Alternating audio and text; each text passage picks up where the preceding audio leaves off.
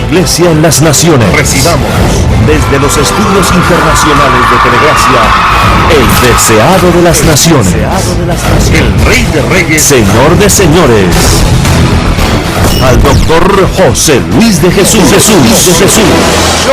Jesucristo hombre.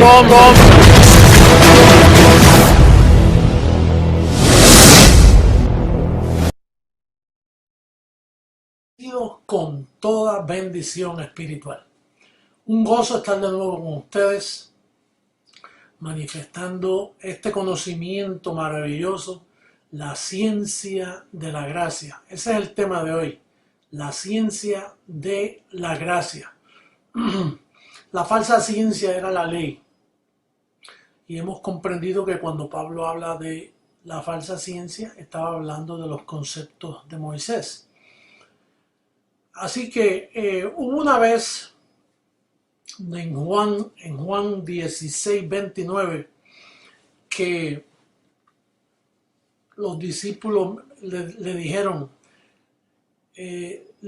sus discípulos: he aquí, ahora hablas claramente y ninguna alegoría dices.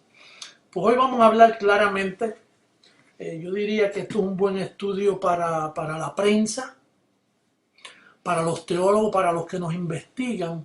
Hoy vamos a hablar la administración de esa ciencia, cómo toma lugar, cómo se manifestó en aquel tiempo y cómo se manifiesta en estos tiempos.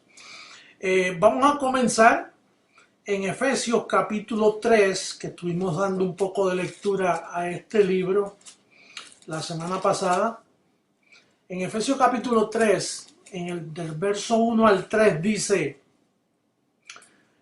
por esta causa yo, Pablo, prisionero de Cristo Jesús por vosotros los gentiles. Prisionero de Cristo Jesús por vosotros los gentiles. Es específico porque no era prisionero por los judíos, sino por los gentiles, porque a los gentiles es que se les dio esta verdadera ciencia, la ciencia de la gracia. Entonces él dice: si es que habéis oído de la administración de la gracia de Dios que me fue dada para con vosotros. O sea, si ustedes han oído, porque había mucho impedimento para que se descubriera que a Pablo se le había dado ese conocimiento. Y él dice que por revelación me fue declarado el misterio, como antes lo he escrito brevemente. O sea que la ciencia de la gracia dice ahí que es una revelación. Se lo revelaron. No lo aprendió de hombre alguno, no lo aprendió de sus antepasados o los que llegaron antes que él. No lo aprendió de los apóstoles.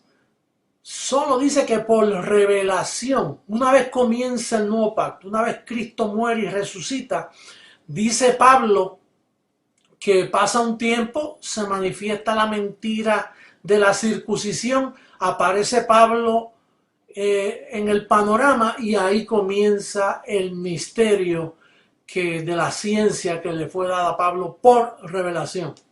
Él también dice en Gálatas 1:11, Gálatas 1:11 dice: mas os hago saber, hermanos, que el evangelio anunciado por mí no es según hombre, pues yo ni lo recibí ni lo aprendí de hombre alguno, sino por revelación de Jesucristo. Quiere decir, aquí hay una ciencia, hay un misterio revelado que para el nuevo pacto la gente pensó que la manifestación apostólica de los apóstoles anteriores es donde comenzó el cristianismo. Pero no, Dios espera un tiempo, trae a Pablo, él tiene esa experiencia, entonces le dice: mira, esta revelación es la que yo tengo para los gentiles. Aparece Pablo en el panorama y ahora él dice: Bueno, yo de hombre no he aprendido, ni de Pedro, ni de Juan, ni de nadie. Esto es una revelación que Dios me dio para los gentiles y soy prisionero para ellos. Yo soy específicamente dedicado al pueblo gentil. Este es el misterio que Dios predestinó desde antes de los tiempos de los siglos para presentar esta gracia a nosotros los gentiles. Y debemos aprovecharla. Por eso también en Gálatas capítulo 1, en el mismo verso 1 dice, Pablo, apóstol, no de hombre ni por hombre, sino por Jesucristo. ¿Qué específico? Pablo nos quiere dejar saber que aquí el hombre no tiene participación en este conocimiento. En otras palabras, que él habla cosas que ningún hombre experimentó en el pasado. Es una revelación específica que el Espíritu de Dios se manifiesta a él para edificar la iglesia del Señor. Quiere decir que hasta que Pablo no aparece, no hay evangelio, no hay edificación para la iglesia. Quiere decir que los primeros llamados cristianos no eran cristianos. Por eso es que dice en Hechos que en Antioquía a Pablo se le llamó por primera vez cristiano en Antioquía. A nadie más le habían llamado cristiano. Claro, porque para tú llamarte cristiano, tú tienes que entender quién es el apóstol Pablo. Tú tienes que entender el misterio de la gracia que fue dado. Si no, no hay cristianismo, el bendecido hermano mío. Así que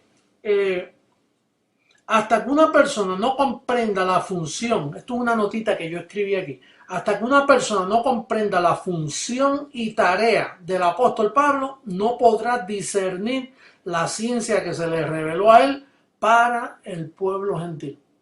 Así que la clave, el alumbramiento de los ojos comienza entendiendo quién es Pablo. Y esta tarea y esta función contiene dos partes. Esas dos partes son bien importantes. Por eso es que vamos a hablar claramente en el principio, porque son dos partes, dos personajes son los que componen este evento. Vamos a ver en primera carta a los Corintios, capítulo 3, verso 10, que hemos leído tantas veces en el pasado, pero que no nos cansamos de darle lectura de nuevo, porque recuerden que este calqueo es también para la prensa, para los incrédulos, para los teólogos que nos escuchan, nos juzgan y que quieren saber más de nosotros. Bueno, usted sabe que es gloria de Dios encubrirse y es gloria de Dios también darse a conocer. Así que hoy tenemos una enseñanza que puede mostrar la realidad de nuestro ministerio en cualquier ángulo que la persona quiera entenderlo. Dice el verso 10, conforme a la gracia de Dios que me ha sido dada. Eso es lo que acabamos de leer, que él dice, esta gracia que me fue dada para vosotros los gentiles, en Efesios 3:1. Entonces esa gracia que le fue dada, ahora él vuelve y lo repite aquí, dice, conforme a la gracia de Dios que me ha sido dada, yo como perito arquitecto puse el fundamento y otro edifique encima. Entonces quiere decir que para comprender el misterio que estuvo oculto, hay que comprender a Pablo y ese personaje, ese otro que él no le puso nombre. Él dice, otro edifique encima.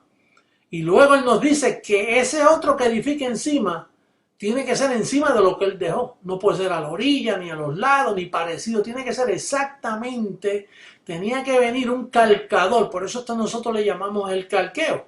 Es una persona que venía a calcar. O sea, venía encima. Usted ha notado cuando usted quiere hacer un dibujo de un mapa y no sabe hacerlo, lo pone encima con un papel celofán y lo traza, va poquito a poco para que le quede igual, para que tenga las mismas medidas. Pues ese otro personaje tenía que venir a edificar exactamente como estaba escrito por el apóstol Pablo.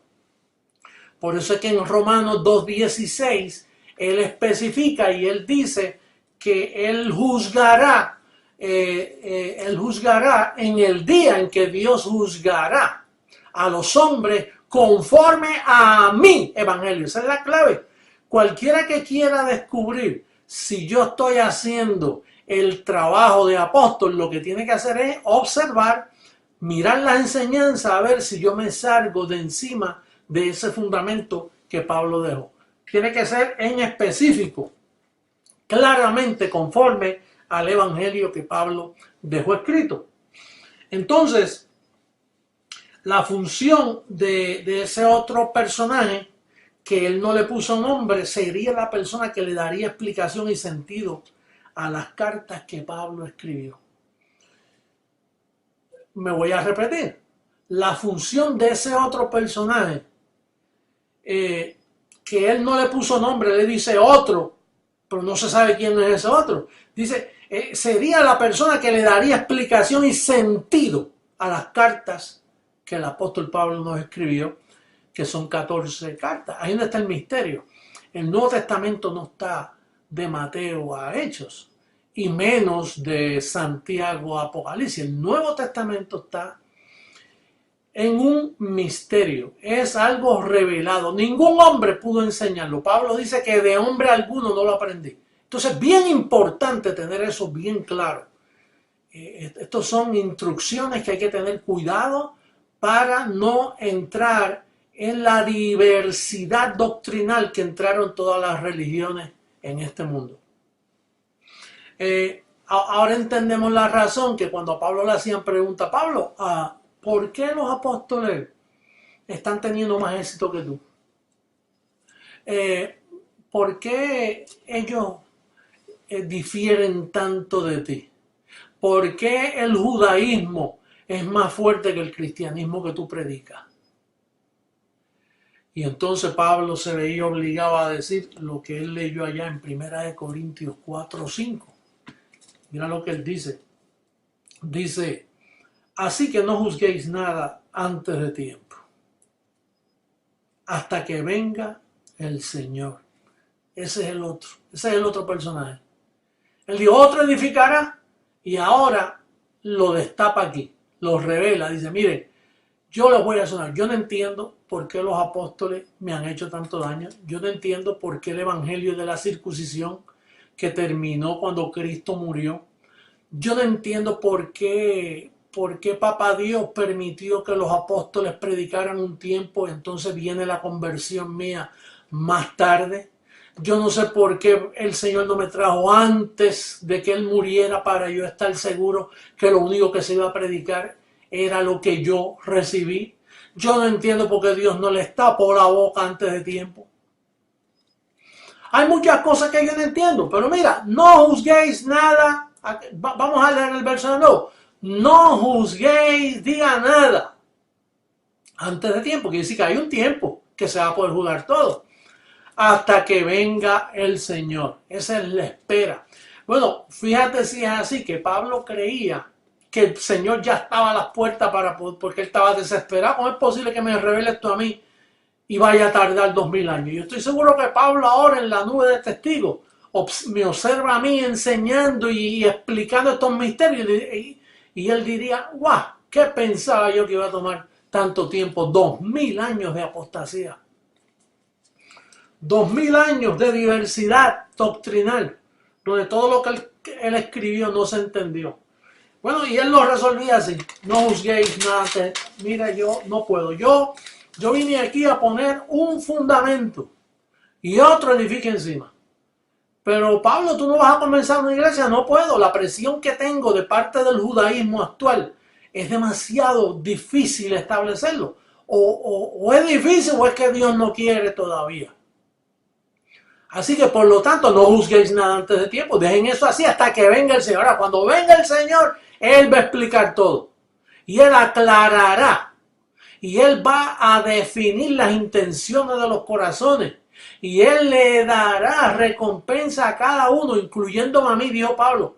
El juez justo me dará recompensa en aquel día, porque hasta ahora no se sabe las intenciones. Yo no puedo explicarlo, tiene que venir Él y explicarlo. Entonces, esa diversidad doctrinal comenzó allí. Allí fue que comenzaron las interpretaciones. La de Pablo, que el deseo de él era que habláramos toda una misma cosa, no se pudo lograr. Lo que había era una diversidad tremenda. Bueno, entonces, cuando viniera ese otro, él aclararía. Dice, cuando venga el Señor, él va a aclarar todo, lo va a aclarar. Entonces, por eso Romanos 7:4 fue aclarado. Hemos leído esto, pero voy a explicarlo brevemente. Romanos 7:4 dice que así también vosotros, hermanos míos, habéis muerto a la ley para que seáis de otro. Perdón, habéis muerto a la ley mediante la muerte de Jesucristo para que seáis de otro, del que resucitó de los muertos, a fin de que llevemos fruto para Dios. Eso nunca se había explicado en 2000 años. Ese ha sido el trabajo mío, explicar esos misterios. Y ya nosotros pertenecemos al otro, no a Jesús de Nazaret, porque Jesús de Nazaret representaba la falsa ciencia.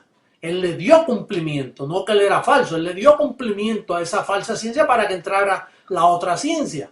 Por eso es que en Romanos 15:8 dice que Jesús de Nazaret fue siervo de la circuncisión para mostrar la verdad de Dios, que era la incircuncisión. Bien importante eso, Romanos 15:8. Dice que él fue siervo de la circuncisión para mostrar la verdad de Dios. En otras palabras, el evangelio de la incircuncisión.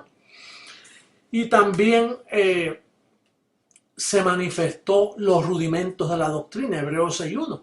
Dejando ya, podemos leerlo, dejando ya los rudimentos de la doctrina de Cristo, vamos adelante a la perfección, no echando otra vez el fundamento de obras muertas de la fe en Dios, de la doctrina de bautismo, de imposición de manos, todas esas cosas que hacen los evangélicos de hoy.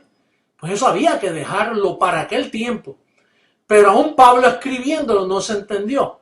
Tenía que venir el Señor para explicarlo.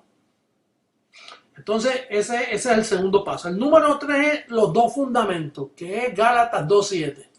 A mí, dice Pablo, me fue revelada la verdad de Dios, o sea, el evangelio de la incircuncisión, y a Pedro el de la circuncisión. Pedro representaba la falsa ciencia y Pablo representaba la verdadera ciencia. El cuarto paso es que en Gálatas 2:14 Pablo nos revela que Pedro era un hipócrita, porque Pedro quiso judaizar a los cristianos y lo logró. Por eso dice, cuando vi que no andaban rectamente conforme a la verdad del evangelio, dije a Pedro delante de todos. Y eso está escrito ahí hace más de 2000 años, pero no se había comprendido hasta que llegó el Señor y comenzó a aclarar lo oculto de las tinieblas. En segunda carta a los Corintios 11:13, Pablo finalmente explica y dice, mira, estos son falsos apóstoles. ¿Y quiénes eran pues los únicos apóstoles que habían allí? Falsos apóstoles que se disfrazan como apóstoles de Cristo y eran falsos. Y entonces la confusión del libro de Apocalipsis, mal llamado revelación, porque eso no tiene revelación ninguna. Eso lo escribió Juan, un siervo de la circuncisión. Y por ende, la destrucción de la gran ramera, que hasta ahora no ha tomado lugar un ministerio en la faz de la tierra que haya podido contra la Iglesia Católica. Siempre la Iglesia Católica lo mata, lo envenena, lo saca de curso, lo eliminan. Y a mí han tratado todas estas pruebas que yo he tenido y han tratado la prensa y han tratado de taparme la boca. Lo único que este es el tiempo de su destrucción y por más que traten no van a poder. Nosotros vamos, este ministerio va a ver la caída de Roma, la caída de todo ese falso sacerdocio católico romano que no tiene base bíblica ninguna, que su doctrina, que acarician doctrinas como el celibato, que es una doctrina de demonios, conforme a primera carta de Pablo a Timoteo, en el verso 1 al 3, dice que eso es una doctrina que prohibirán casarse, es una doctrina de demonios, de maldad. Entonces, Quiere decir que la ciencia de la gracia, el gran misterio oculto por los siglos, tomaba lugar con dos personajes, con el apóstol Pablo y con ese otro que él no le puso nombre, que hoy ya tú conoces su nombre. Que mucho tiempo tomó. Y es interesante porque lo que eso significa es que estamos ya prontito en la consumación de todos los actos de Dios en la tierra. Entonces, cuando llegó el otro también descubrió un nuevo lenguaje, el lenguaje del Evangelio de la Gracia. Por ejemplo, usted sabe que todo el mundo dice Dios te bendiga, Dios te guarde. Cuando llegó el otro aclaró y dice no es bendecido, porque Gálatas 4:9 dice que los que son de fe son que bendecidos. Es un término que ya se cumplió. Dios te bendiga es futuro, bendecido. Además, Dios te bendiga es una palabra de la falsa ciencia, que Moisés fue quien dijo que Jehová te bendiga. Cristo nos bendijo con toda bendición, conforme a Efesios capítulo 1, verso 3.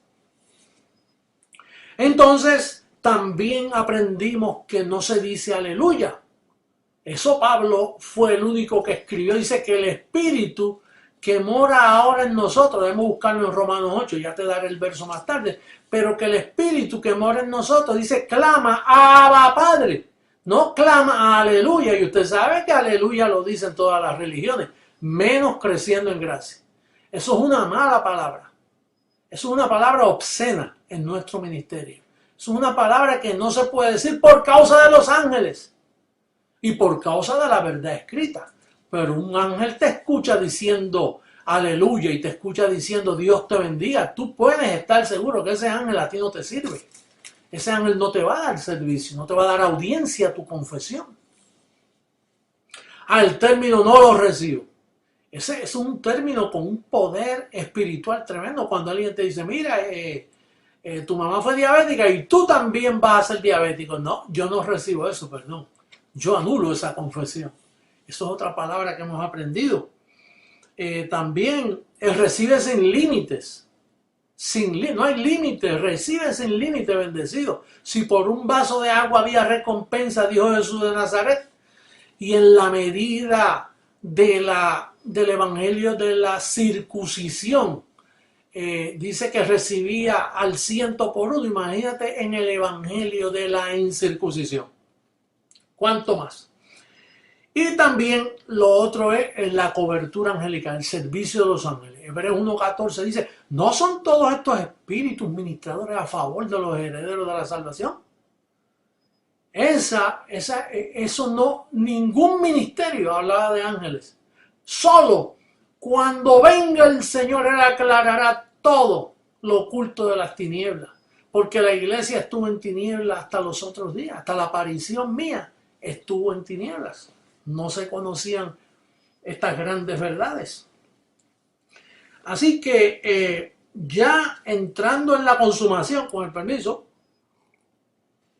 una tacita aquí que estoy buscando, el bendecido que me la regaló, no sé quién fue, pero el que fue bendecido recibe sin límite. Entrando en la conclusión,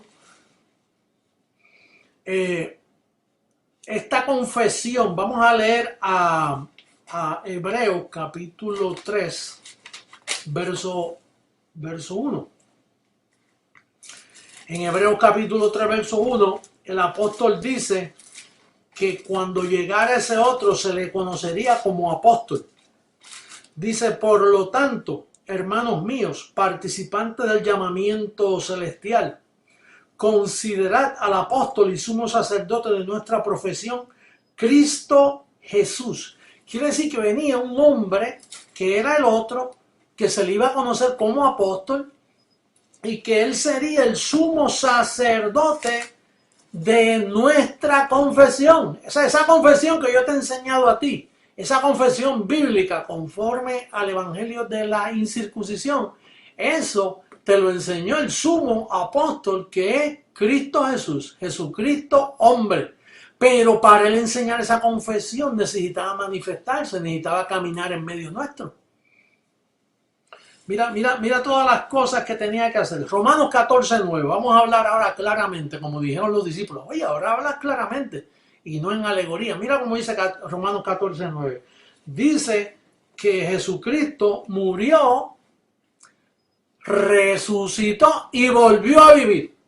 ¿Por qué volvió a vivir? Porque Él tenía que caminar entre nosotros.